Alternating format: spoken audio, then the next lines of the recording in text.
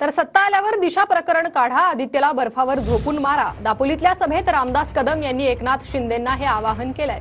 उद्धव ठाकरे शहांना भेटले असते तर मुख्यमंत्री कधीच झाले असते असंही त्यांनी म्हटलंय. आता पगावशी इथं एक उद्धव ठाकरेचं पिल्लू येऊन गेलं. पिल्लू पेगणी काय म्हणतात त्याला, पेगमीन. आणि ते इथं आव्हान देऊन गेलंय, मी गुंडागिरी संपून टाकणार आहे. कोण गुंड असतील त्यांना बर्फाच्या लाचीवर झोपणार आहे. अरे गधड्या, मी आज एकनाथ शिंदे साहेबांना सांगतोय, पुन्हा आपली सत्ता येणार आणि सगळ्यात पहिल्यांदा तुम्हाला काम करायचं आहे शिंदे साहेब. कारण मी मंत्रिमंडळामध्ये नसेन.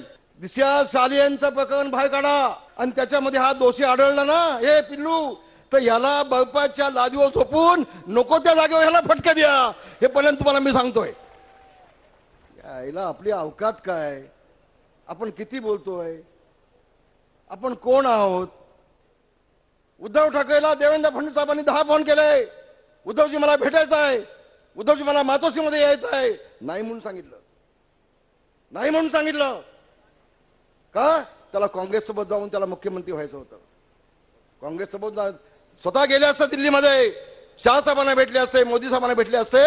अरे उद्धव, तुला मोदी साहेबांनी मुख्यमंत्री केला असता. त्या आतमध्ये दिवाळीमध्ये काय झालं मला माहित नाही. तू किती खोटं बोलतोस, किती खोटं बोलतोस, मला त्याशी देणं घेणं नाही. माझ्या बेरोजगारांसाठी कोट्यावधी रुपयाचा निधी पंतप्रधान नरेंद्र मोदी साहेबांकडून घेऊन येतात एकनाथ शिंदे. आणि तू काय करतोयस? तू 3-3 दिवस जाऊन सोनिया गांधीचे पाय नाही, पुढे बोलत नाही.